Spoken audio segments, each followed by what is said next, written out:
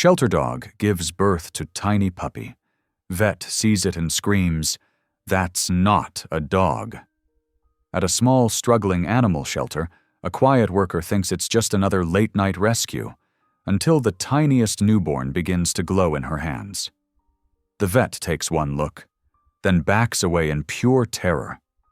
This tiny creature doesn't act like a puppy. It doesn't even look like one. And when it touches a fresh cut, the wound seals instantly. Suddenly, strangers start showing up. Powerful people start asking questions. And the simple shelter worker realizes she's holding something the world has never seen. Something people would do anything to control. But the biggest shock? The creature seems to choose who it wants to help and who it wants to run from.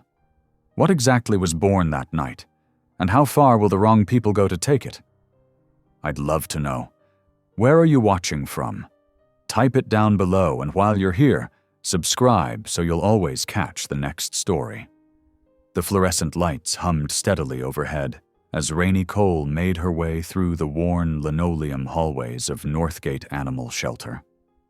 Her footsteps echoed in the quiet of the late shift, accompanied only by occasional whimpers and rustling from the kennels.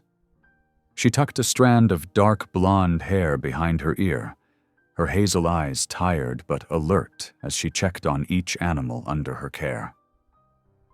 The shelter had seen better days. Paint peeled in corners, and the ancient heating system creaked and groaned. But to Rainey, it was a place of purpose, somewhere she could make a real difference, even if few noticed her dedication. She worked twice as hard as anyone else, taking on extra shifts and staying late without complaint. The animals needed her, and that was enough. Tonight was different, though. Earlier, animal control had brought in a heavily pregnant German shepherd, her belly swollen and eyes wild with stress. Rainey had spent extra time setting up a quiet corner with fresh blankets and water, speaking softly to the nervous mother-to-be. "Just a few more checks, and then we're done," Rainey murmured to herself, marking items off her clipboard. The shelter's night sounds were familiar comfort until a sharp yelp cut through the silence. Her head snapped up, instantly alert. The pregnant shepherd. Rainey hurried down the corridor, her rubber-soled shoes squeaking against the floor. The dog's anxious panting grew louder as she approached the separate room they'd prepared for the birth. Inside, the shepherd lay on her side in the nest of blankets, already surrounded by several wet, squirming puppies. Rainey dropped to her knees beside them, her heart racing with equal parts excitement and concern.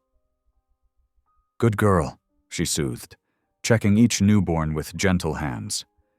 "You're doing so well." The night crept forward as Rainey assisted with the birth, making sure each puppy was breathing and nursing properly. Her fingers were raw from cleaning them, and she barely noticed when one of the puppy's sharp claws caught her finger, leaving a thin scratch.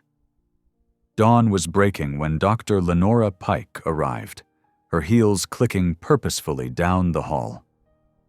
The veterinarian's dark hair was pulled back severely, her face pinched with the strain of too many long days.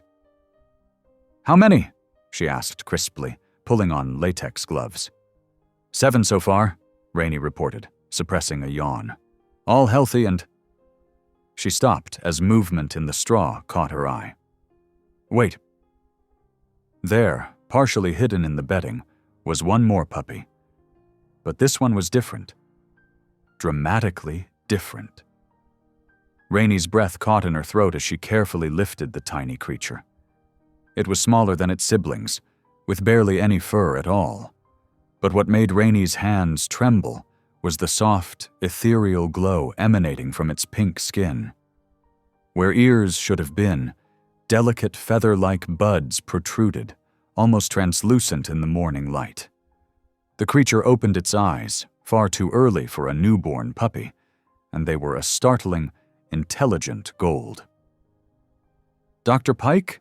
Rainey's voice wavered. "I think you should see this." The veterinarian turned, her tired irritation transforming into shock as she saw what Rainey held. The clipboard clattered to the floor. That can't be. Dr. Pike stumbled backward, her face draining of color. That's not a dog. But it was just born, Rainey protested, cradling the creature protectively. I watched it happen.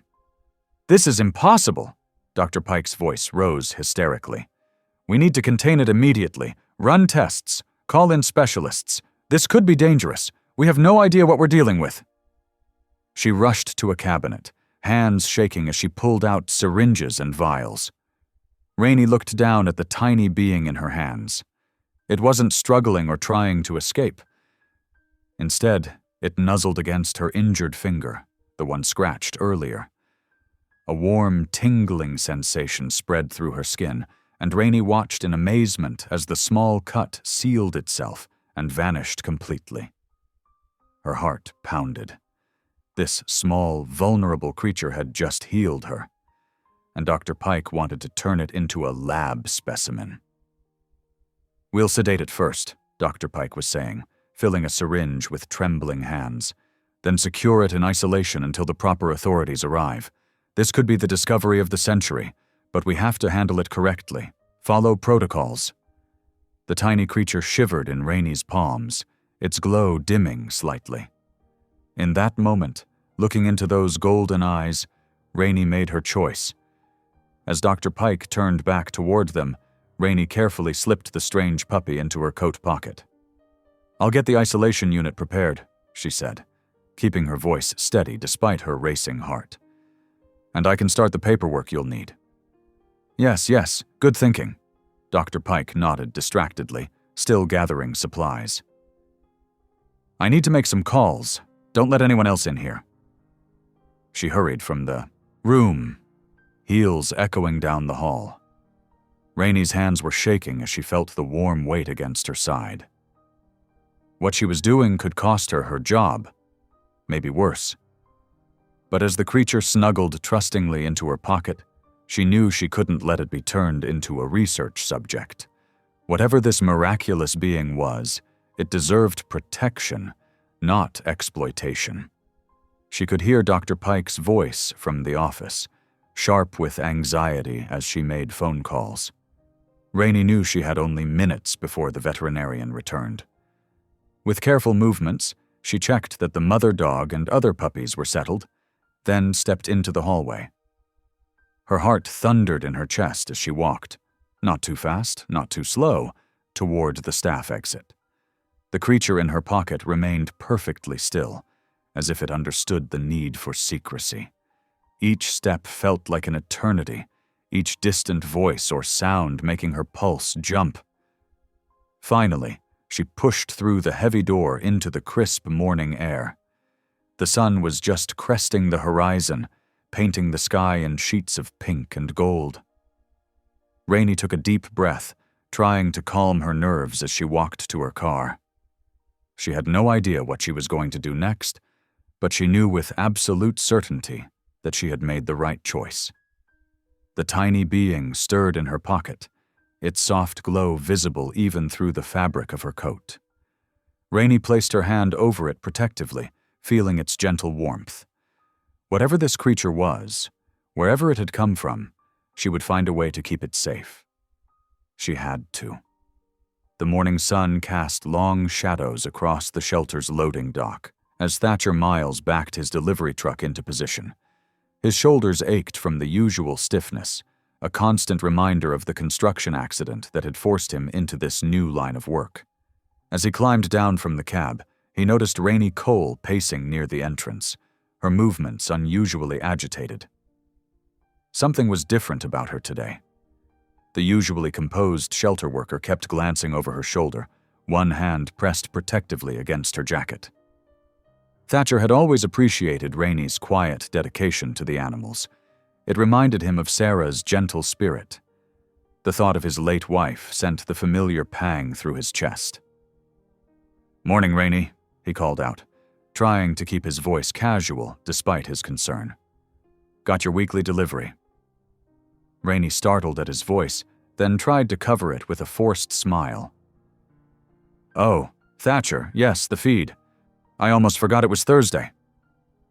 As he moved to lower the truck's gate, a golden glimmer caught his eye. Something warm and bright beneath Rainey's jacket. She quickly adjusted her position, but not before Thatcher had seen it. "Everything all right?" he asked carefully, noting the dark circles under her eyes and slight tremor in her hands. Rainey bit her lip, glancing around the empty loading dock. She seemed to be wrestling with something. "Thatcher, can you keep a secret?" The earnestness in her voice made him pause. "Of course." She took a deep breath. "I need to show you something, but not here. Is there any chance you could help me move some of these supplies to the back storage room?" Thatcher nodded, gathering several bags of feed. He followed Rainey through the shelter's quiet morning corridors, noticing how she carefully checked each intersection before proceeding. When they reached the small storage room, she quickly ushered him inside and closed the door. "What I'm about to show you," Rainey's voice wavered. "I don't even know how to explain it." Slowly, she opened her jacket. Thatcher's breath caught in his throat. Nestled against her was a tiny creature, unlike anything he'd ever seen. It was almost hairless, with delicate feather-like protrusions where ears should be, and its skin emitted a soft, golden glow. "It was born last night," Rainey explained quietly. "The last one in a litter, but it's not exactly a dog." Thatcher stared, transfixed. "What is it?" "I don't know, but watch this." Rainey gently lifted the creature and held it toward him. "Your shoulder, the one that always bothers you. May I?" Hesitantly, Thatcher nodded. As the strange puppy was brought near his injured shoulder, he felt a warmth spread through the chronic pain. The creature's glow intensified slightly, and suddenly, for the first time in 2 years, the deep ache vanished completely. "Good Lord," he whispered, rolling his shoulder in disbelief. Tears pricked at his eyes as he remembered all the specialists who had said the pain would be permanent, just like they'd said nothing could be done for Sarah's illness. "How?" "It did the same thing with my cut earlier," Rainey said softly. "Dr. Pike saw it too, but she panicked, started talking about tests and authorities and protocols. I couldn't let them turn it into a lab experiment. I just couldn't." Thatcher watched the tiny being curl trustingly in Rainey's hands. Its golden eyes held an intelligence that seemed impossible for a newborn animal. "You did the right thing," he said firmly. "Something like this. There are people who would—" He trailed off, remembering how desperate he'd been during Sarah's final months, how much money he would have paid for any chance at a cure. "I've been calling it Halo," Rainey admitted. "In my head, at least, because of the glow." "Halo," Thatcher repeated softly. The name felt right somehow. A sharp voice in the hallway made them both freeze. "Has anyone seen Rainey?" It was Dr. Pike, sounding agitated. "The authorities will be here soon, and I need her statement about the anomalous birth." Rainey's eyes widened in panic. Thatcher quickly moved to the door, pressing his ear against it. "She's heading toward the front," he whispered. "But she'll probably check back here eventually." "This storage room is barely used," Rainey said quickly. "I thought maybe we could create a safe space for Halo here, just temporarily. There's that old filing cabinet in the corner. The bottom drawer is empty." Together, they quickly arranged some soft blankets in the drawer, creating a makeshift nest. Rainey gently placed Halo inside, and the creature settled immediately, its glow dimming to a subtle shimmer.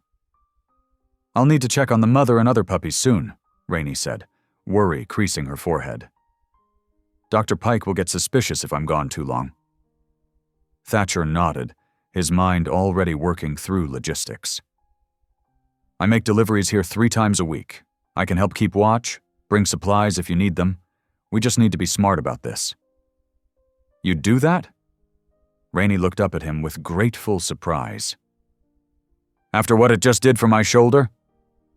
Thatcher smiled slightly. Besides, I've seen what happens when people get their hands on something they think might be valuable. This little one deserves better than that.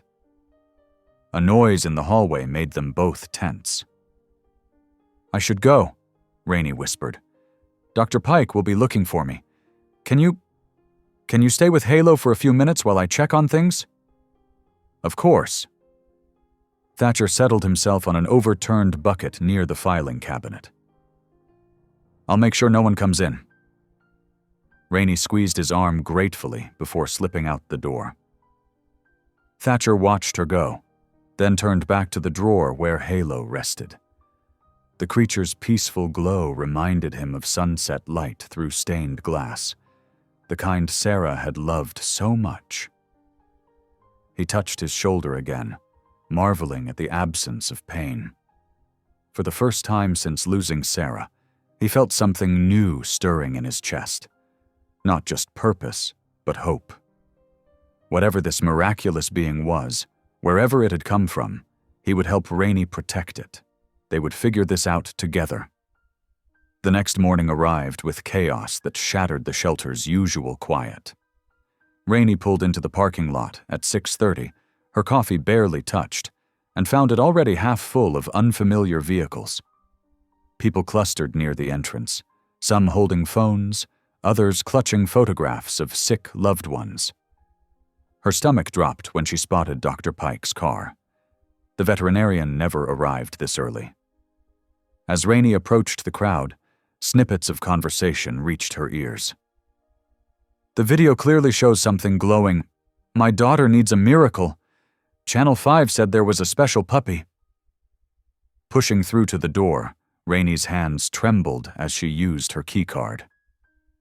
Inside, she found Dr. Pike pacing the reception area, her normally pristine lab coat wrinkled as if she'd slept in it. What's happening? Rainey asked, though dread told her she already knew. Lenora's face was ashen. Someone leaked the security footage from yesterday when I first saw it. She gestured to the ancient security monitor behind the desk. The camera caught everything. My reaction. The glow. Someone posted it online and now... She waved helplessly toward the, windows where more people were gathering. Rainey's phone buzzed. A text from Thatcher. Saw the crowd, coming early. Don't let anyone near the storage room. The shelter's phone started ringing. Then rang again. And again.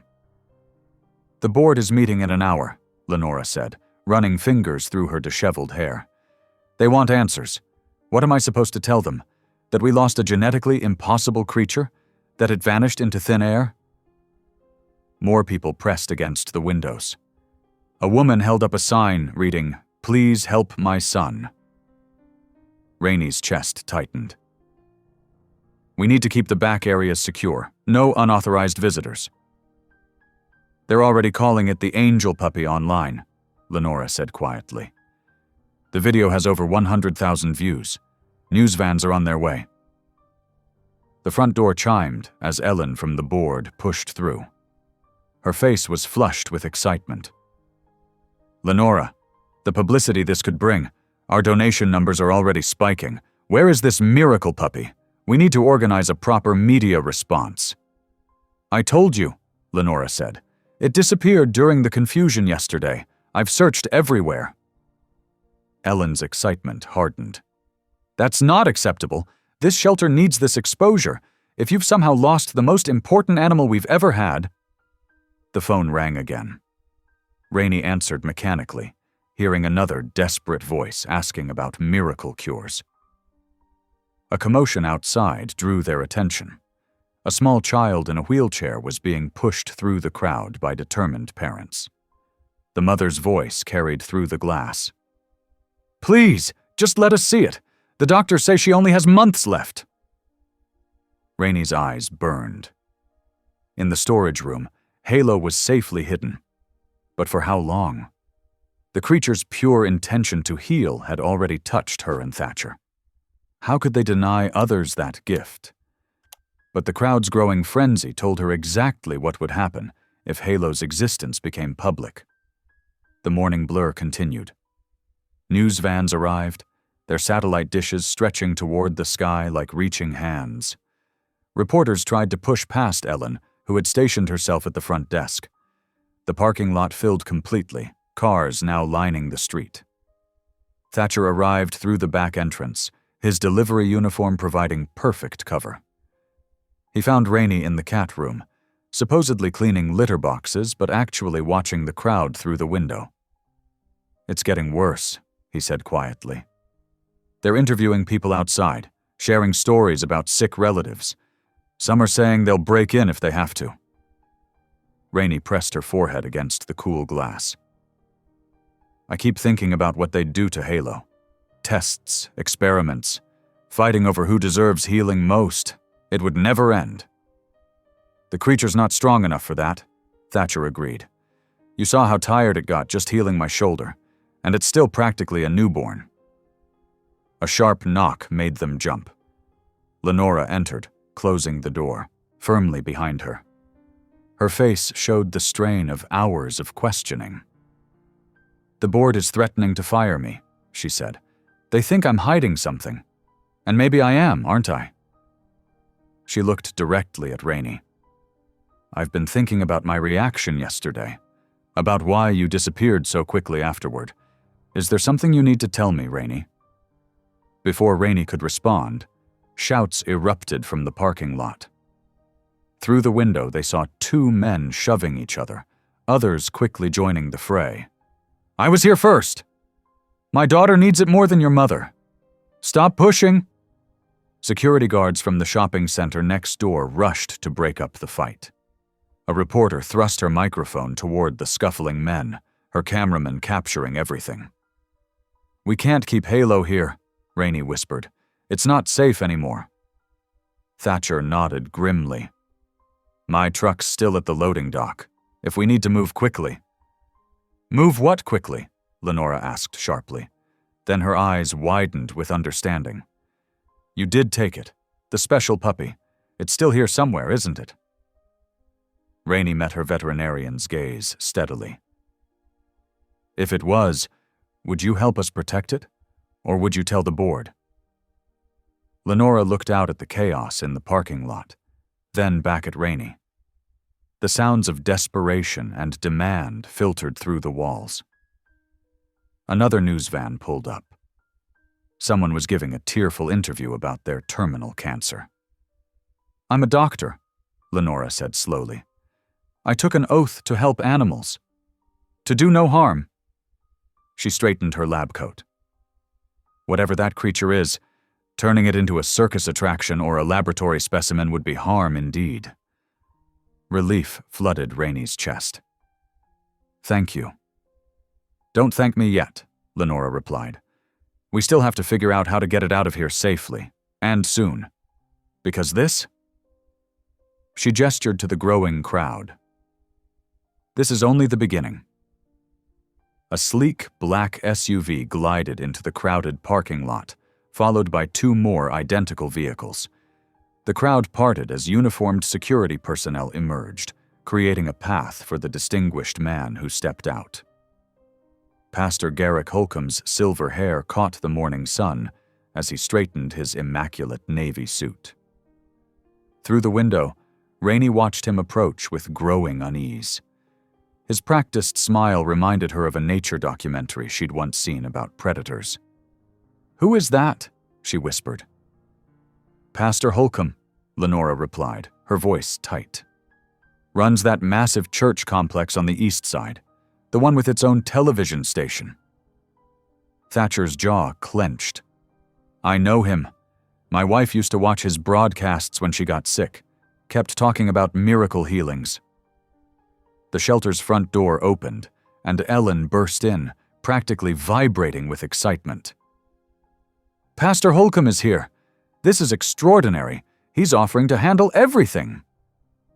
Before anyone could respond, Holcomb entered with his entourage.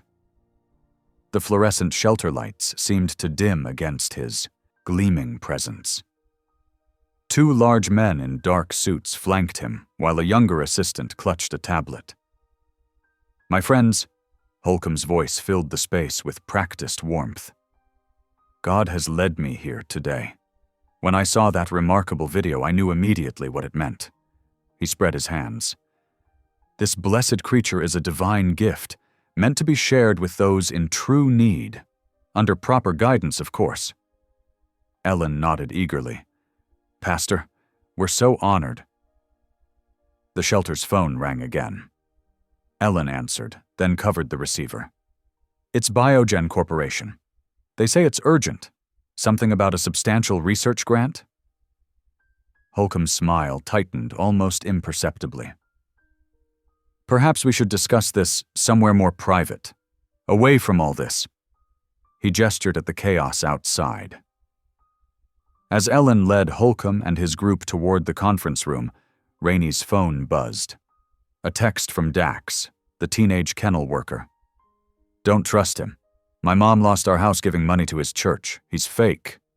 Rainey watched Holcomb disappear down the hallway. Something in his manner made her skin crawl. The too perfect smile, the way his eyes had scanned every corner of the room. The next hour passed in a blur. More calls came from Biogen, offering increasingly large sums. Ellen practically danced between the conference room and her office, talking about golden opportunities and divine providence. Then Dax burst into the cat room where Rainey and Thatcher were pretending to work. His long dark hair was falling from its ponytail, his eyes wide. "They're calling animal control. The board just approved it. They're saying it's for public safety or something. But I heard Ellen telling Pastor Holcomb they'll hand Halo over to him once it's legally in custody." Thatcher straightened. "How long?" "Maybe 15 minutes. They're coming from the main office." Dax twisted his hands together. "You have to get Halo out, please. I've seen how that pastor operates. He'll turn the poor thing into a circus act or worse." Rainey met Thatcher's eyes. He nodded once. "My truck's still out back, but we need a distraction." "I can do that," Dax said firmly. "Just take me with you, please? I can't stay here knowing I helped them get Halo." Rainey hesitated. Dax was only 17. But his earnest face showed the same protective determination she felt. "Okay, what's your plan?" 5 minutes later, Dax accidentally knocked over an entire shelf of cat food in the storage room. As staff rushed to help, Rainey slipped into the hidden corner where Halo lay nestled in a soft blanket.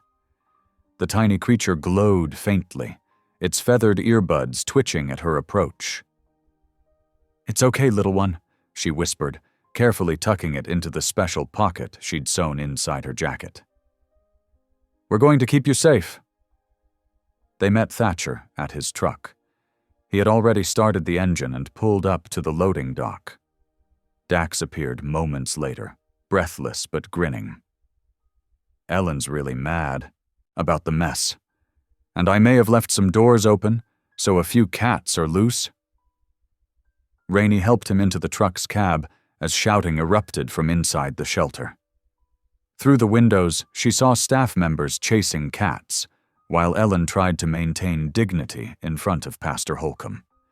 Then she spotted the animal control van turning into the parking lot. "Go," she urged Thatcher. "Now." He pulled away just as officers entered the building. In the side mirror, Rainey watched the shelter shrink behind them. Halo shifted against her chest, its warmth spreading like a gentle reminder of why they had to run. "Where are we going?" Dax asked quietly. "I know a place," Thatcher said, carefully navigating through back streets to avoid the main roads. "An old barn on my property. Not much to look at, but it's private. We can figure out our next move there." Rainey gently stroked the pocket where Halo rested. The tiny creature had brought them all together, a lonely shelter worker, a grieving widower, and a disillusioned teenager. Now they were all that stood between its innocent healing gift and those who would exploit it.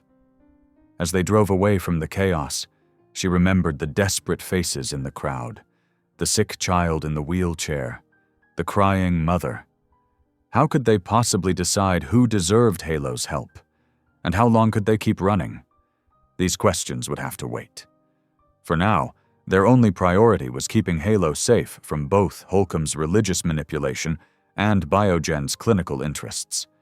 The shelter board's betrayal still stung, but Rainey knew they'd made the right choice. Some miracles weren't meant to be controlled or commercialized. The old farmhouse creaked in the autumn wind as Rainey watched Thatcher unlock the front door. Paint peeled from the wooden siding, and the porch steps groaned under their feet. But something about the remote location, surrounded by empty fields and a thick line of trees, felt like exactly what they needed. "It's not much," Thatcher said, flicking on lights that revealed a simple living room with worn furniture. "Been renting it since Sarah passed. Never got around to finding somewhere else." Dax dragged their hastily packed supplies inside, while Rainey carefully removed Halo from her jacket. The tiny creature blinked at the new surroundings, its golden glow casting gentle shadows on the walls. "The barn out back might be better for Halo," Thatcher suggested. "It's warmer than you'd expect, and no one can see the light from the road." They converted a corner of the barn into a cozy nest, using old blankets and straw. Halo seemed content there, curling up in the soft bedding while maintaining that subtle, peaceful radiance. The three of them took turns keeping watch, learning the creature's habits. "Look how it responds when we're nearby," Rainey noted on their second day. Halo would turn towards them, those feathered earbuds twitching at their voices. "There's real intelligence there, and sensitivity," Thatcher added softly. "It seems to know when any of us are hurting."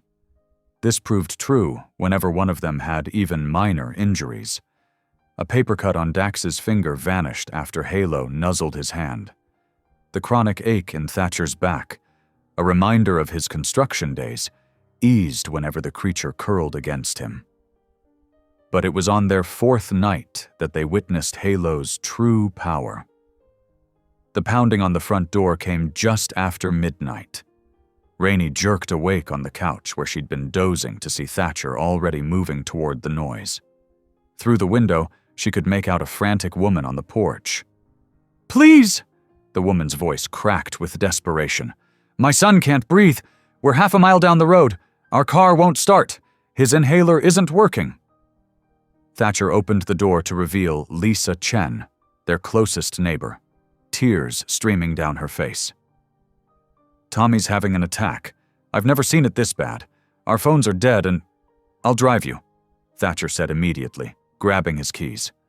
"I'm coming too," Rainey called, already pulling on her coat.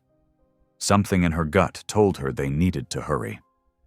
They left Dax to watch the house and piled into Thatcher's truck. Lisa directed them down the dark country road to a small house where they could see lights blazing through the windows. Inside, they found 8-year-old Tommy on the living room floor, his lips turning blue as he struggled for air. "Oh God," Lisa sobbed. "We need to get him to the hospital." But Halo was already there. None of them had noticed the tiny creature following them from the barn, drawn by the child's distress. It moved past their legs and straight to Tommy, pressing its glowing form against his chest. The effect was immediate and extraordinary. Color flooded back into Tommy's face as his airways cleared. His desperate gasping transformed into deep, normal breaths. The terrible wheezing stopped completely. Lisa stared in shock as her son sat up, breathing easily for what was probably the first time in hours. What is that thing?" "A miracle," Thatcher said quietly. "One that needs to stay secret." They explained as best they could, asking Lisa to keep quiet about what she'd seen. She agreed readily, tears of gratitude replacing her earlier panic. "Tommy's had severe asthma since he was 2. The doctors said, but now—" She hugged her son close. "Thank you. All of you. And thank you." She directed this last part to Halo, who had curled up contentedly in Rainie's arms. Back at the farmhouse, none of them could sleep. They gathered in the living room, processing what they'd witnessed. That was different from the small healings, Dax observed. Halo literally saved his life. And seemed drawn to do it, Rainie added, like it could sense Tommy was in danger. Thatcher sat quietly for a long moment, then spoke in a rough voice. The night before Sarah died, she made me promise something. Said I needed to find a purpose again, something worth living for. He looked at Halo, glowing softly in Rainie's lap. She always believed in miracles. Even at the end, when the insurance company denied her treatment, she kept praying, not for herself, but for others who were suffering. Rainie reached over and squeezed his hand, understanding the weight of this moment. Their peaceful reflection was interrupted the next morning by news reports. Pastor Holcomb's face filled local channels as he spoke about divine signs and healing miracles reported in their area. He urged people to contact his ministry with any information about unusual occurrences. He's got people looking, Dax warned, showing them social media posts from around the county. Someone's bound to make the connection eventually. The weight of their situation pressed in. They had witnessed Halo's incredible gift, its ability and instinct to heal those in desperate need. But that same power made it a target. How could they protect something so pure while denying its help to those who truly needed it? They took greater precautions after that night. Halo stayed in the barn during daylight hours. They covered windows, avoided town, and asked Lisa to warn them if strangers came asking questions. But they couldn't help wondering how many others like Tommy were out there, suffering, while a miracle sat hidden in their barn. Thatcher spent long hours watching Halo, his expression thoughtful. Sometimes Rainie would find him talking softly to the creature about Sarah, about purpose and prayer, and the mysterious ways they might be answered. Those moments felt sacred, and she would quietly withdraw, giving him space with his grief and growing faith. The days stretched on, each one a balance between protecting their secret and wrestling with the responsibility of keeping such a powerful gift from a world that desperately needed it. They all felt the weight of that choice, even as they knew the dangers of exposure grew with each passing day. One evening, as they shared a simple dinner, Dax voiced what they'd all been thinking. Maybe we can find a way to help people secretly, like with Tommy? It's risky, Thatcher warned. Holcomb's network is watching for exactly that kind of thing. But is it right to hide Halo completely? Rainie asked softly, watching the gentle creature doze in its corner. When it so clearly wants to help? None of them had an answer. Outside, the wind rustled through autumn leaves, and somewhere in the distance, a dog barked. Inside their farmhouse sanctuary, 3 unlikely guardians watched over a miracle, wondering how long they could maintain the delicate balance between protection and purpose. The October night settled cold and clear over Thatcher's farmhouse. Stars pierced the darkness like tiny diamonds, and a half-moon cast long shadows across the yard. Inside the barn, Halo's soft glow created a peaceful atmosphere as Rainie finished the evening feeding routine. Dix climbed the wooden ladder to the hayloft, his footsteps creaking against the old boards. "I'll check the supplies up here," he called down. "Make sure we've got enough blankets stored away." The peaceful moment shattered as gravel crunched outside. Rainie froze, her heart leaping into her throat. Through gaps in the weathered boards, she glimpsed dark figures moving across the property. "Someone's here," she whispered urgently. The barn door burst open with a crash. 3 men in dark clothing stormed in, led by a familiar face from Holcomb's security team. Rainie clutched Halo protectively to her chest as the men spread out, blocking the exits. Hand over the specimen, the leader demanded, his voice cold. Pastor Holcomb sends his regards. Get out! Thatcher appeared in the doorway, his large frame filling the space. This is private property. The leader smirked. Don't make this harder than it needs to be. He took a step forward, and the lantern in his hand swung menacingly. The creature comes with us, one way or another. Dax's voice rang out from above. Leave them alone. He grabbed a hay bale and shoved it over the loft edge. It crashed down between Rainey and the intruders, buying her precious seconds to back away. Chaos erupted. Thatcher charged forward, tackling the nearest man. Another rushed at Rainey, but she ducked behind a support beam. The leader swung his lantern at Thatcher, who deflected it with his arm. The lantern went flying, hit a wooden post, and shattered. Flames leaped up instantly, hungry for the dry hay scattered across the floor.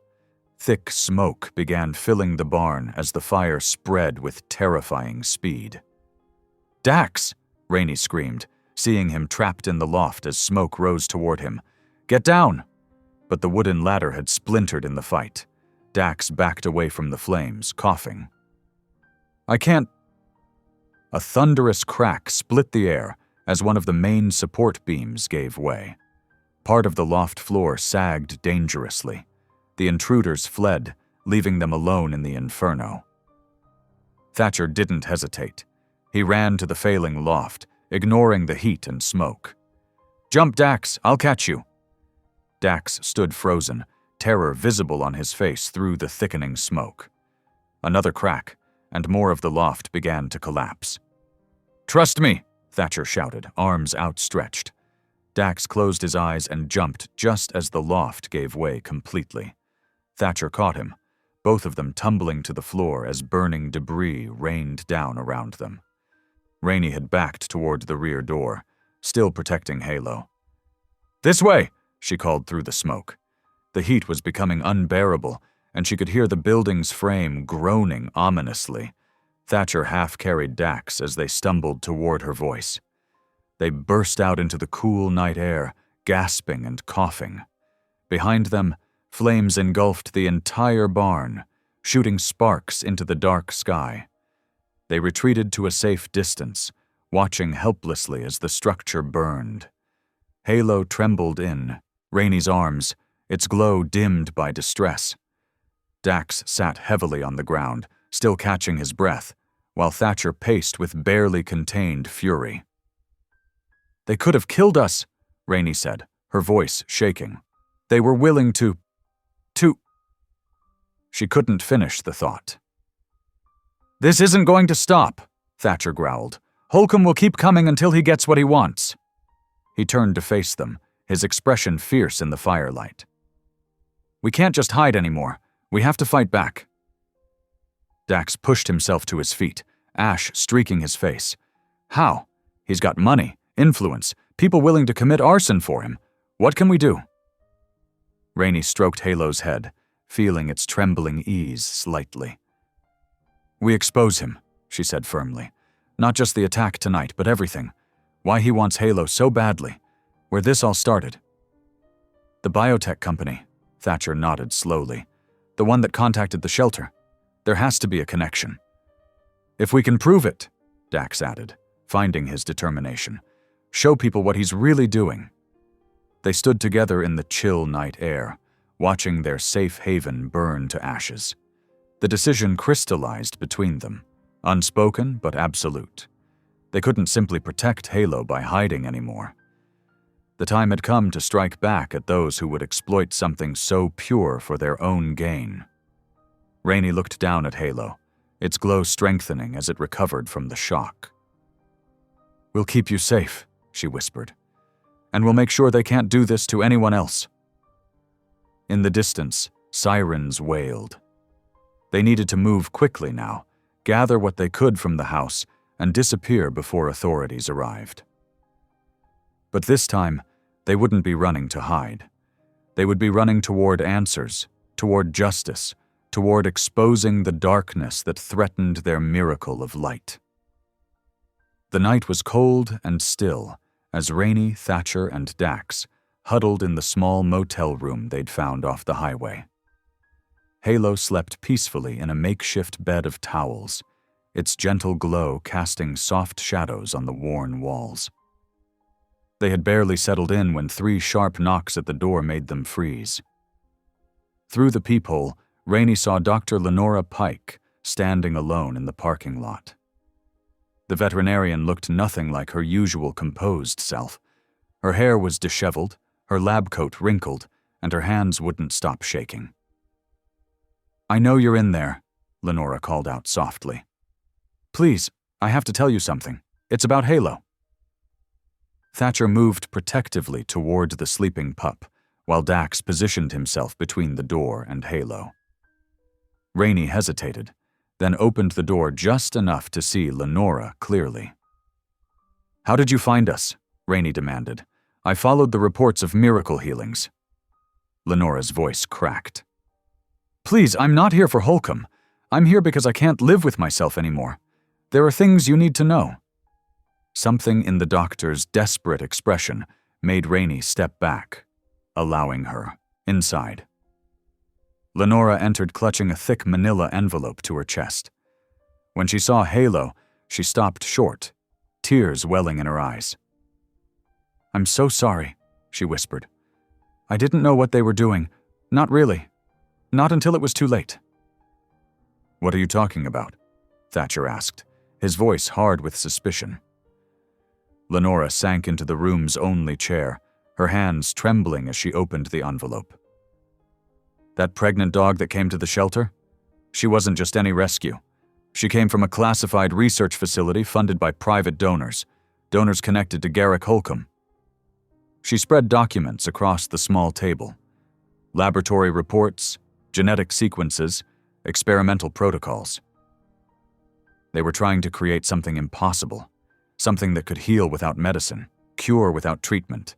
They manipulated genes, spliced DNA sequences that shouldn't exist. "You knew?" Rainey's voice was barely a whisper. "You knew all along?" "No." Lenora's denial was sharp with pain. "I was just the consulting vet. They told me they were developing better treatments for animal diseases. But when I saw Halo, when I saw what they'd actually done..." She gestured at the papers with shaking hands. "I started digging, found these files. What they did, it's not just unethical, it's illegal on every level." Dax picked up one of the papers, squinting at the technical language. "Are you saying Halo was made? In a lab?" "Not exactly." Lenora's voice softened. "They modified the mother's embryos. They never expected..." She looked at Halo with a mixture of wonder and grief. "They never expected anything like this. They were trying to create healing properties in normal animals. Instead, they created something miraculous, something they can never be allowed to control." Rainey moved to Halo's makeshift bed, gently stroking its warm, glowing form. "But why does Holcomb want Halo so badly? What could he possibly gain?" "Think about it," Lenora said bitterly. "A creature that can heal any injury, cure any illness, the power to perform miracles on demand? He could build an empire on that, control who gets healed, who has to wait, who has to pay." "That's disgusting," Thatcher growled. "Halo isn't some commodity to be sold." "No," Lenora agreed quietly. "It's worse than that." She pulled out one final document, her hands shaking so badly she could barely hold it. "There's something else you need to know. Something I discovered just yesterday." The room grew very still as she continued. "Every time Halo heals someone, it uses its own life force. Each miracle comes at a cost. The stronger the healing required, the more energy it takes. And..." Her voice broke. "And Halo's energy isn't infinite." "What are you saying?" Rainey whispered, though in her heart she already knew. "Every healing shortens Halo's life, significantly. The bigger the miracle, the more life force it drains. At this rate..." Lenora couldn't finish. Dax sat heavily on the bed. So when it healed that little boy's asthma attack, it gave up part of its own life to save his, Lenora confirmed softly. Rainey looked down at Halo, sleeping peacefully, its gentle glow pulsing like a heartbeat. All this time, every healing, every miracle, it had been sacrificing itself, piece by piece. Tears rolled down her cheeks as she remembered how weak it had seemed after major healings, how it needed more rest each time. "We can't let them have it," Thatcher said, his voice thick with emotion. If Holcomb got his hands on Halo, he'd drain every last bit of life force, healing rich clients until... He couldn't finish the sentence. "That's why I brought these." Lenora gestured at the documents. "Proof of everything. The illegal experiments, the corporate funding, Holcomb's involvement. Enough to shut them down and expose everyone involved." Rainey gathered Halo into her arms, holding it close as it stirred slightly in its sleep. The tiny creature nuzzled against her, trusting and innocent, unaware of the terrible choice its healing power forced on those around it. Every miracle it performed was an act of pure sacrifice, freely giving its own life to help others. "We have to protect it," she said firmly, "not just from Holcomb, but from anyone who would exploit its gift. No more hiding. We need to end this, all of it." Thatcher nodded grimly, gathering up the documents. "With this evidence, we can bring down the whole operation. The research facility, the donors, Holcomb, all of it." "It won't be easy," Lenora warned. "These people have money, power, influence. They'll fight back hard." "Let them," Dax said with unexpected fierceness. "We have something they don't. The truth. And Halo." They looked at each other, the weight of their discovery settling over them like a heavy blanket. The miracle they'd been protecting was even more precious and more fragile than they'd realized. Each healing was an act of pure love, freely given at terrible cost. They couldn't stop Halo from choosing to help others. That selfless compassion was its very nature. But they could stop those who would exploit that compassion for profit and power. Lenora stood, straightening her lab coat with trembling hands. "I'll testify about everything I know. It's time I made this right." Rainey looked down at Halo, its soft glow reflecting in her tears. Every moment with this extraordinary creature was more precious now, knowing the truth. But that truth hadn't weakened their resolve. It had strengthened it. They would protect Halo's gift, honor its sacrifice, and make sure its pure heart wasn't twisted by those who would use it for their own gain. The path ahead was clear now, though it wouldn't be easy. They had the evidence they needed, an ally in Lenora, and most importantly, they had each other. The time for hiding was over. Now they would fight back, not just for Halo, but for everything it represented. The pure, selfless love that would give its own life to heal another's pain. The morning sun cast long shadows through the farmhouse windows as Rainey, Thatcher, Lenora, and Dax gathered around the kitchen table. Papers and documents spread before them like a complicated puzzle waiting to be solved. Halo slept peacefully in a makeshift bed nearby, its gentle glow pulsing softly. "I know someone else who can help," Lenora said, her voice steadier now that they had a plan forming. "A lab technician who's been documenting everything. He's been wanting to come forward but was too scared to do it alone." Thatcher leaned forward, his arms crossed on the worn wooden table. "Can we trust him?" "Yes," Lenora nodded firmly. "Marcus has been secretly collecting evidence for months. Photos, test results, financial records, everything that proves the connection between Holcomb's donor network and the genetic experiments." Rainey glanced at Halo, her heart aching with renewed protectiveness. "We need to make sure the story gets out in a way they can't bury or deny." "I might know someone," Dax spoke up, surprising them all. The teenager had been quietly processing everything, but now his eyes sparked with purpose. "Remember Sarah Chen? She graduated a few years ahead of me. She's an investigative reporter now for the Tribune. She does stories about corporate corruption and stuff. She's really good at making complicated things easy to understand." Thatcher pulled out his phone and quickly searched for Sarah Chen's articles. "Kid's right. She's got a solid track record. Local enough to care, but with a big enough platform to make noise." They spent the next hour making careful plans. Lenora would coordinate with Marcus to gather the remaining evidence. Dax would reach out to Sarah Chen through social media, using a carefully worded message that wouldn't raise red flags. Thatcher and Rainey would focus on keeping Halo safe and mobile, ready to move at a moment's notice if Holcomb's people got too close.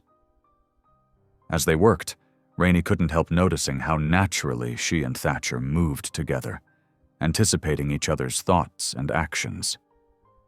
When she shivered slightly in the cool morning air, he wordlessly handed her his jacket. When he grimaced at his old injury acting up, she was already reaching for the heat pad she'd noticed him using before. Small moments of care that spoke volumes in their quiet way. By afternoon, Sarah Chen had responded to Dax's message, agreeing to meet them in person. They chose a public place, a busy coffee shop in the next town over, but took extensive precautions. Thatcher drove by first to check for suspicious vehicles. Rainey and Dax entered separately, sitting at different tables until they were sure no one was watching. Sarah proved to be exactly what they needed: sharp, methodical, and deeply committed to exposing corruption. Her dark eyes lit up as she reviewed the initial documents, immediately grasping the significance of what they were showing her. "This is huge," she said quietly, keeping her voice low despite their careful choice of location. "We're talking about illegal genetic experimentation, misuse of charitable donations, potential violations of multiple federal regulations." She looked up at them. "But you have more than this, don't you?" "Much more," Lenora confirmed. "My contact at the lab is gathering everything as we speak. And—" She hesitated, glancing at Rainey, who nodded slightly. "And we have proof that their experiments actually worked, though not in the way they intended." Sarah's eyes widened as they carefully explained about Halo, showing her a short video Dax had taken on his phone. "We'll need to protect the creature itself," she said immediately. "Once this story breaks, everyone will be looking for it." "We know," Thatcher said grimly. "We've got plans for that too." Over the next few days, their alliance grew stronger as they worked together. Marcus, the lab technician, proved to be a valuable partner, methodically documenting everything he could access. His pale features and nervous demeanor masked a deep well of courage, driven by the horror of what he'd witnessed in the lab. They didn't care about the pain they caused, he told them during a late-night meeting in a quiet diner. The failed experiments, the suffering, it was all just data to them, numbers on a spreadsheet. Rainey and Thatcher took turns driving Halo between safe locations, never staying in one place too long. During these drives, their connection deepened in the quiet moments between strategy sessions. They talked about their lives, their hopes, their fears. Thatcher spoke about his wife's illness, how the system had failed her, and how protecting Halo felt like honoring her memory. Rainey shared her own struggles with feeling overlooked and underestimated, finding strength in finally standing up for something bigger than herself. "I used to think being quiet meant being weak," she admitted one evening as they watched the sunset from a hilltop parking spot. "But now I realize it just means I notice things others miss, like how special Halo is, right from the start." Thatcher's hand found hers in the growing darkness. "You're stronger than anyone knows," he said softly, "including yourself sometimes." Sarah worked tirelessly to build the story, fact-checking every detail and gathering additional sources to corroborate their evidence. She understood the importance of making it bulletproof. Holcomb and his allies would try to discredit everything once it went public. "We need to release everything at once," she explained during a secure video call. "Documents, testimony, photos, financial records, hit them from every angle so they can't spin their way out of it. And we need to be ready for the aftermath." They created backup plans for their backup plans. Multiple copies of all evidence were secured in different locations. They established emergency, protocols, and meeting points. Dax surprised them all with his technical skills, setting up secure communication channels and monitoring social media for any signs they'd been discovered.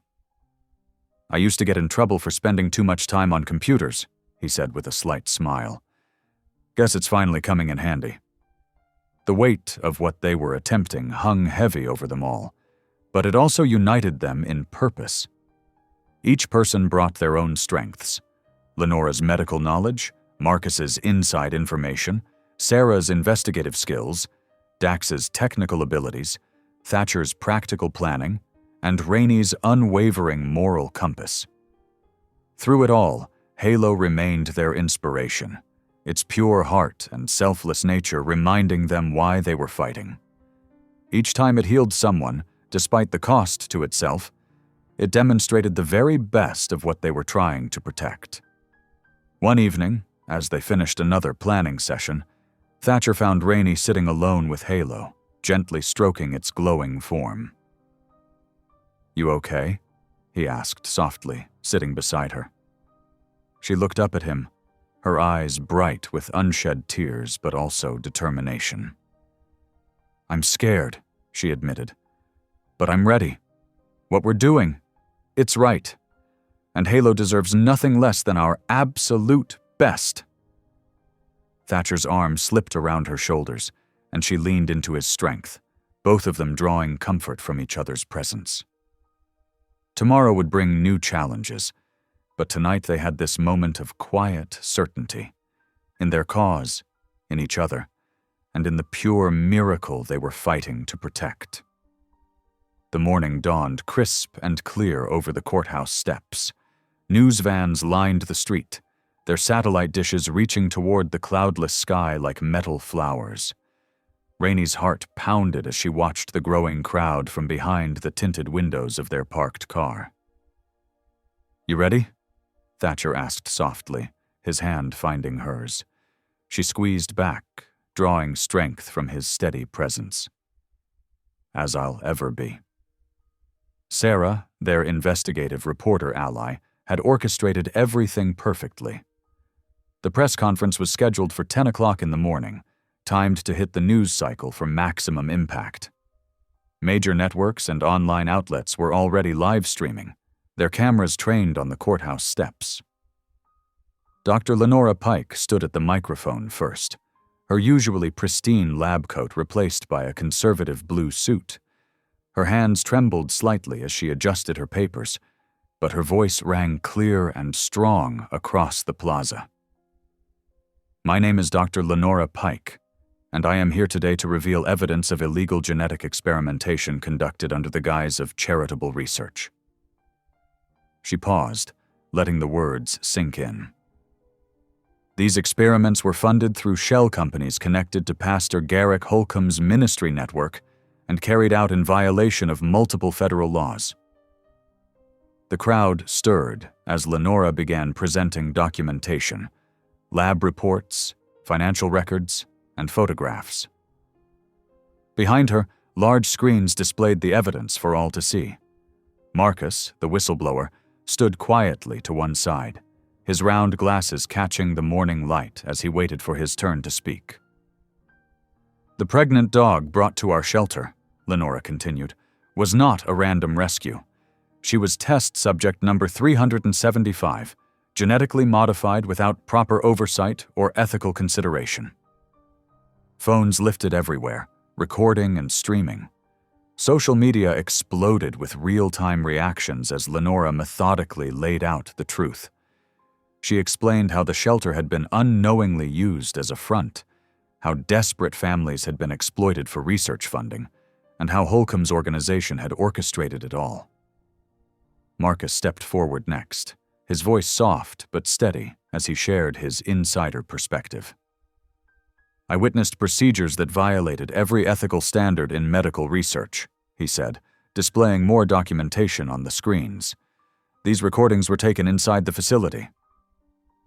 The crowd fell silent as audio played, Holcomb's voice clearly recognizable as he discussed monetizing miracles and controlling the asset. Video footage showed secured laboratory areas where animals were kept in conditions that drew gasps from the audience. Rainey and Thatcher emerged from the car, walking hand in hand toward the steps. Cameras swiveled to capture them, and Rainey felt the weight of countless eyes upon them. This was the moment of greatest risk, exposing themselves publicly after weeks in hiding. Thatcher spoke first, his deep voice carrying naturally across the plaza. He shared their story of discovering the truth, of protecting an innocent creature from exploitation, of facing threats and violence from Holcomb's men. Rainey followed, describing the healing they'd witnessed and the heavy cost to Halo itself. "Each act of healing shortens its life," she said, her voice thick with emotion. "They created something beautiful and pure, only to try to use it for profit. We couldn't let that happen." Social media channels exploded with activity. Sergei Holcomb Exposed and Forforders Miracle Truth began trending nationwide. News tickers scrolled breaking updates as regular programming was interrupted for live coverage. Sarah stepped forward, taking control of the narrative. "We have submitted all evidence to relevant authorities," she announced.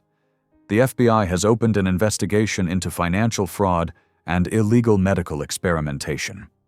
The NIH and FDA are reviewing all research connected to these programs."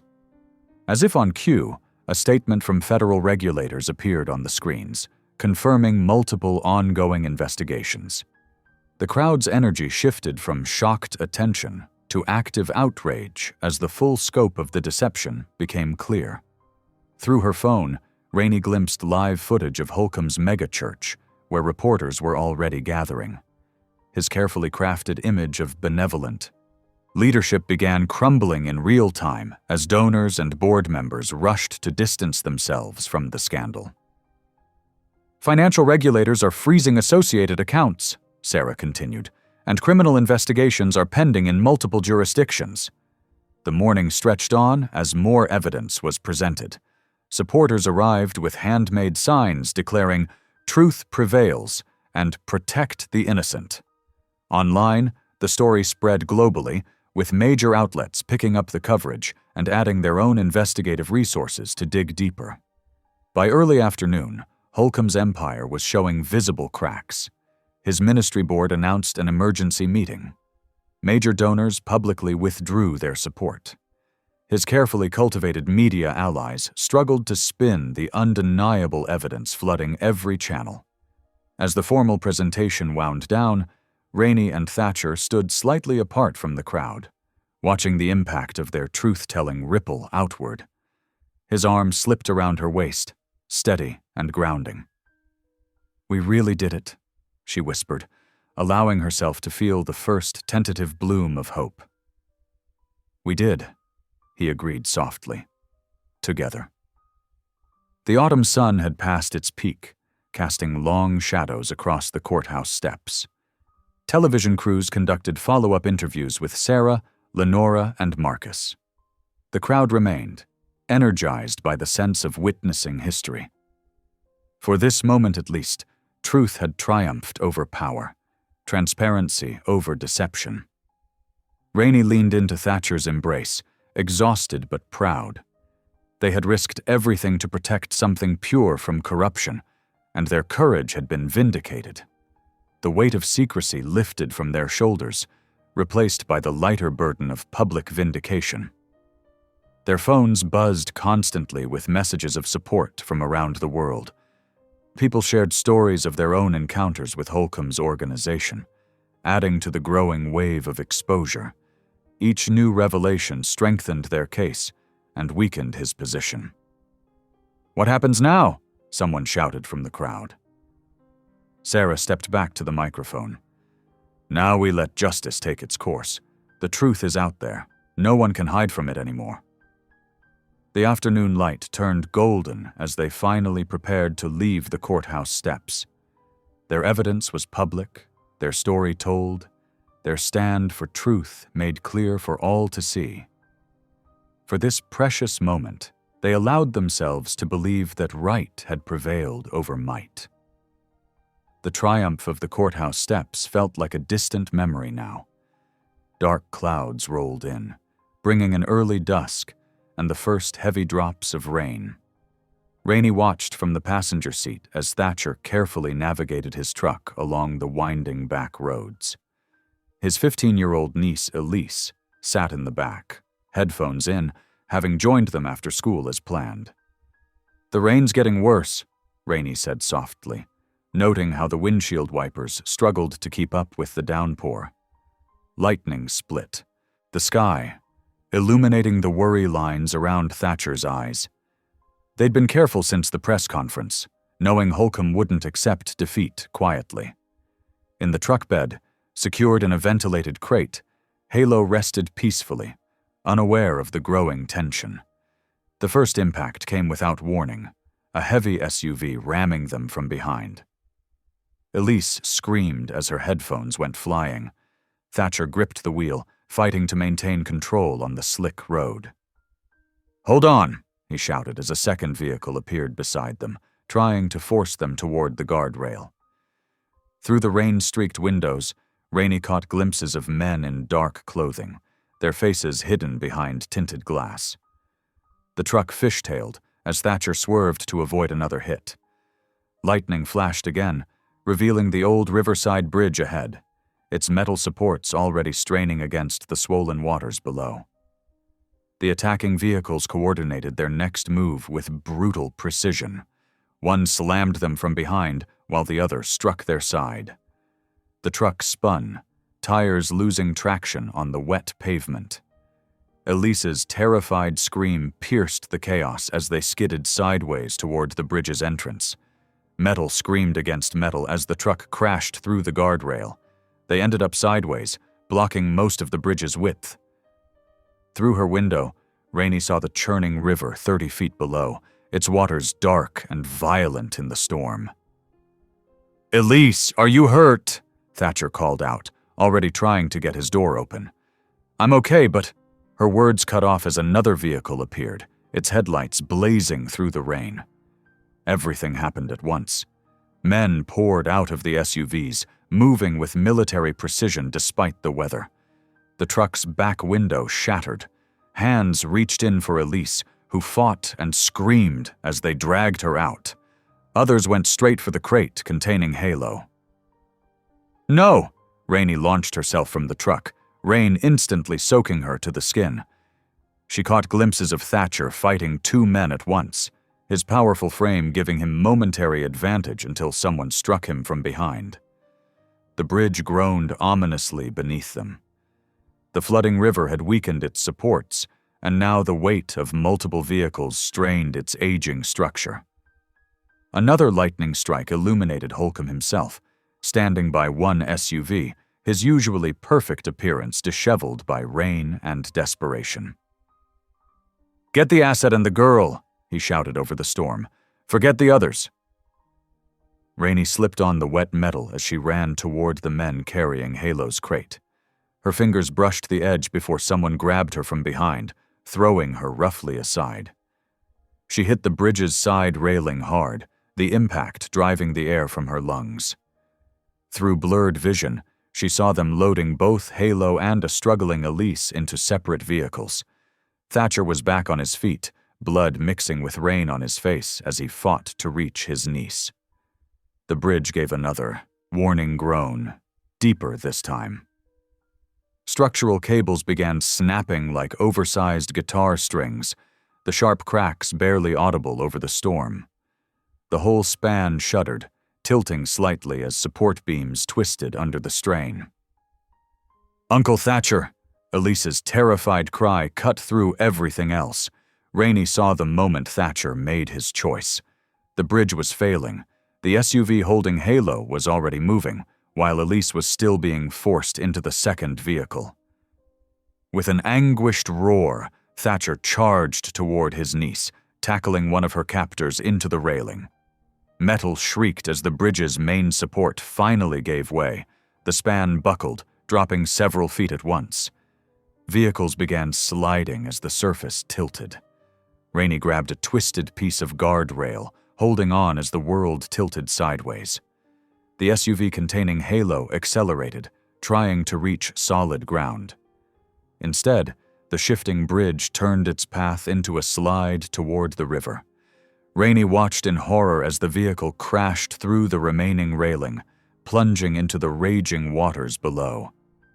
"Halo!" she screamed, but her voice was lost in the storm's fury. Thatcher had gotten to Elise, shielding her with his body as they crawled toward stable ground. The bridge continued to collapse in sections, falling like massive dominoes into the flood. Rainey began moving toward them, staying low, using every handhold she could find. The second SUV's driver panicked, throwing his vehicle into reverse. The tires spun uselessly on the wet metal. Holcomb abandoned his position, scrambling away from the destruction he'd caused. His remaining men followed, leaving their trapped vehicle behind. Water roared beneath them as more of the bridge fell away. Thatcher reached back for Rainey's hand, forming a human chain with Elise. Together they half crawled, half ran toward solid ground as the collapse chased them step by step. They barely made it. The final section of bridge fell just as they reached the embankment, sending a wave of displaced water high into the air. Through the rain and chaos, Rainey caught a last glimpse of the SUV containing Halo being swept downstream, carried away by the current's ruthless power. Thatcher held Elise close, checking her for injuries while still trying to catch his breath. The teenager sobbed against his chest, her entire body shaking.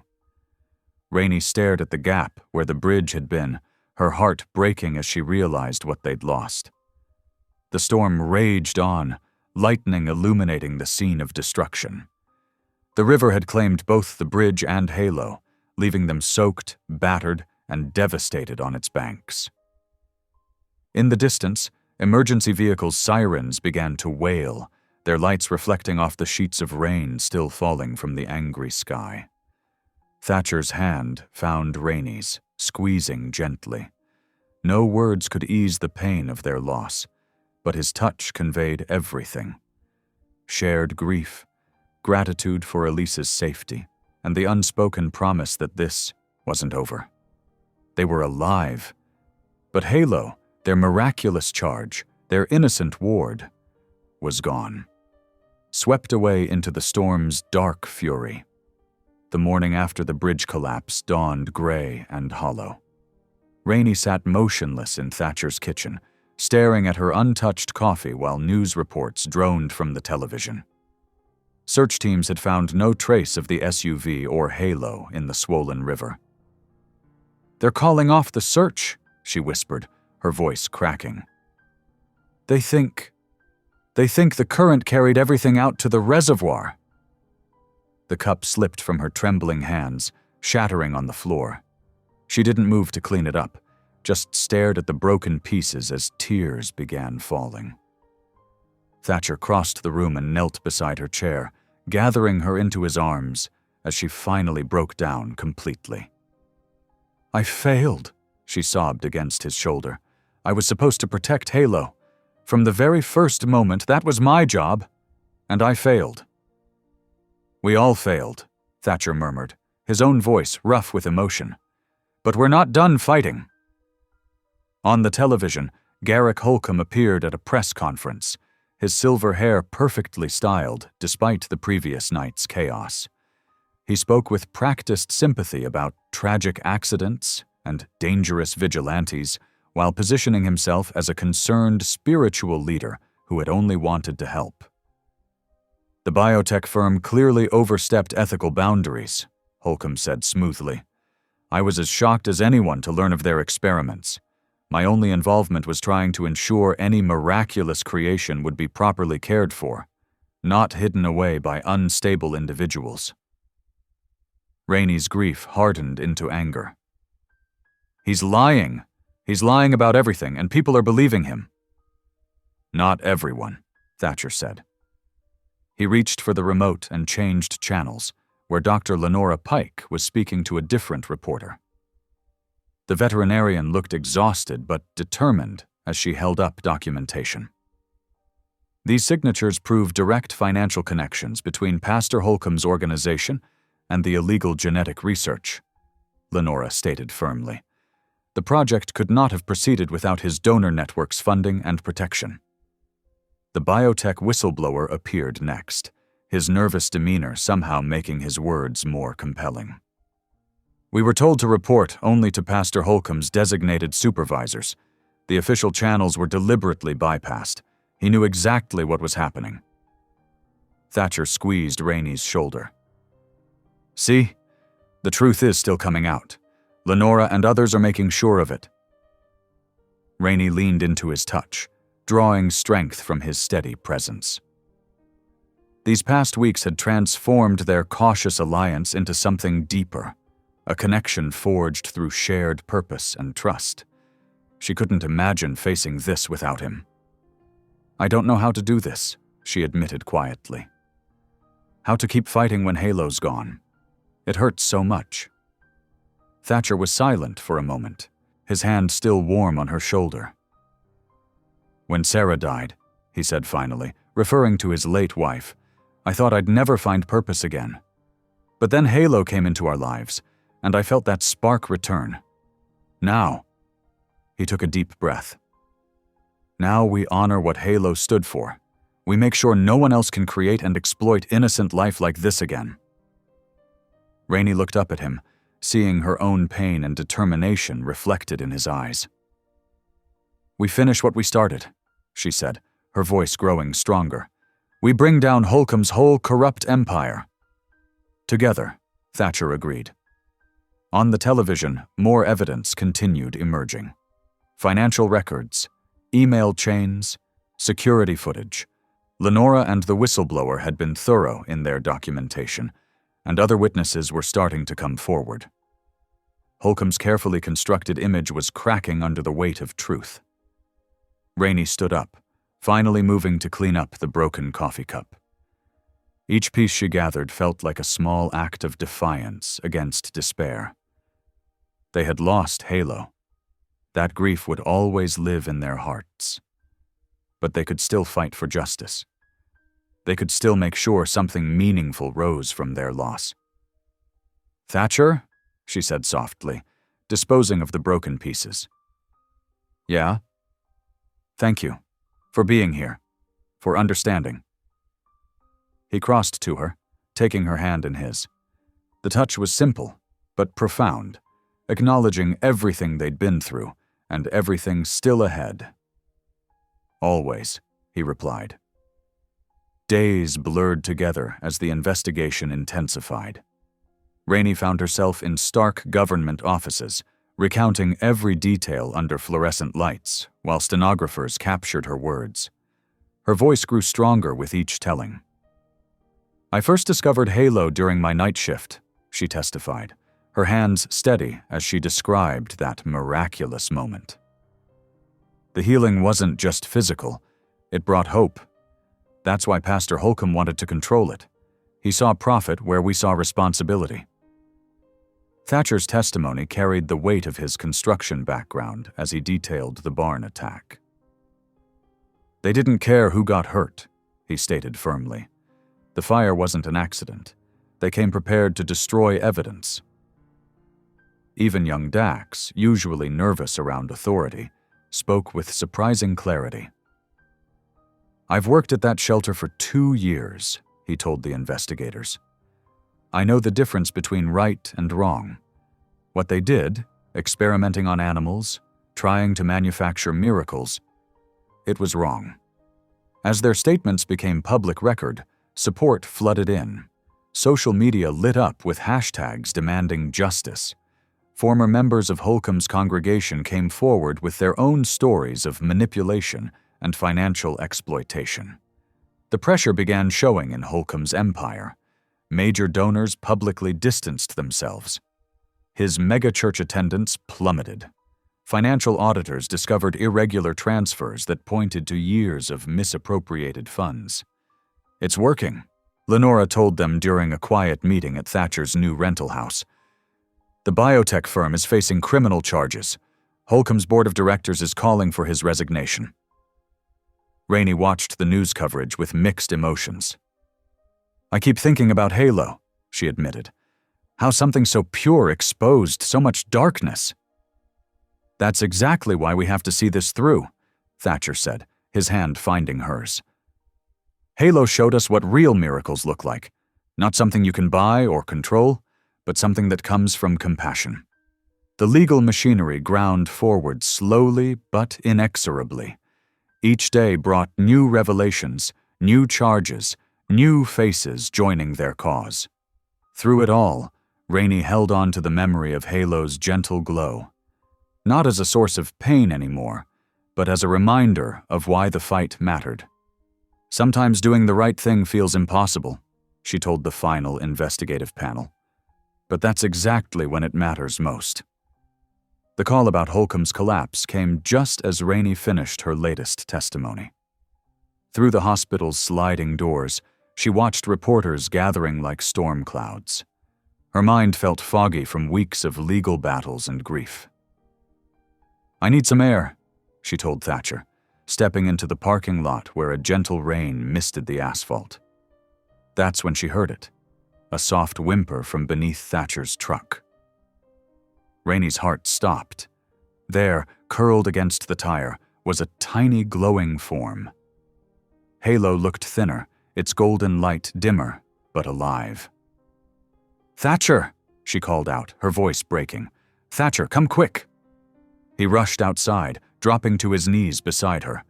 Together they gathered Halo into their arms, tears mixing with rain.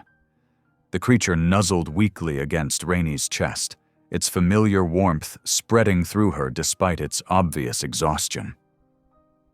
"You survived," she whispered. "You found your way back to us."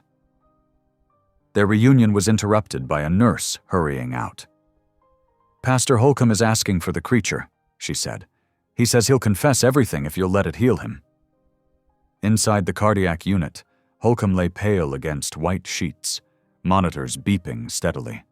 His perfectly styled hair was disheveled, his powerful presence diminished by hospital gown and IV tubes, his eyes fixed desperately on Halo. "Please," he whispered, "I'll make it right. Just help me." But Halo turned away from his reaching hand. Instead, it struggled from Rainey's arms and padded weakly to a young woman sitting quietly in the corner, one of many victims who had lost their homes to Holcomb's fraudulent investment schemes.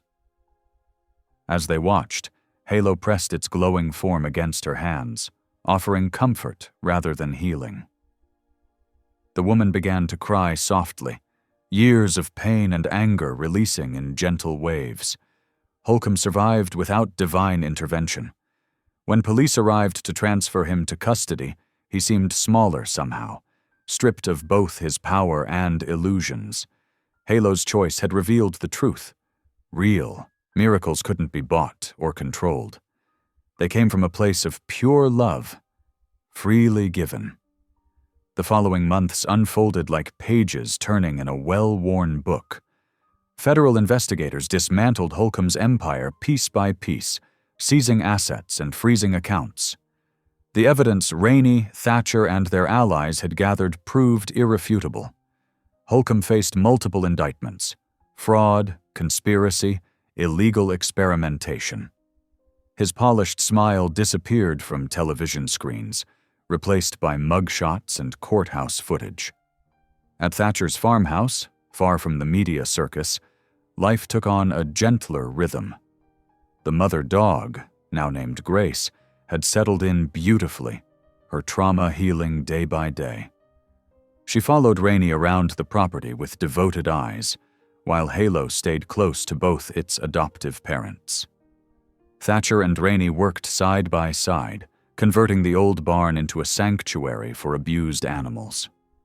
The sound of hammering mixed with soft animal sounds and occasional laughter.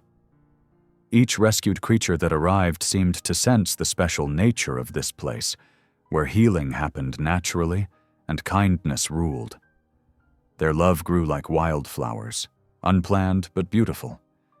It bloomed in quiet moments, shared coffee at dawn, gentle touches while tending to animals, evening walks with Halo glowing softly between them. They didn't need grand gestures or declarations. Their bond had been forged in fire, tempered by shared purpose and sacrifice. One autumn evening, they sat together on the wraparound porch, watching sunset paint the sky in gentle pinks and golds. Halo dozed between them, its faint glow pulsing peacefully.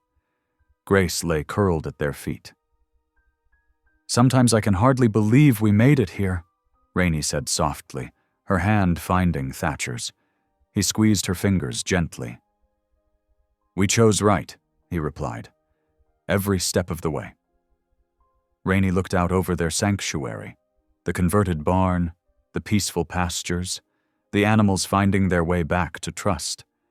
Here was proof that miracles didn't need spotlights or profit margins. They simply needed hearts brave enough to protect them. Halo stirred slightly, pressing closer to both of them.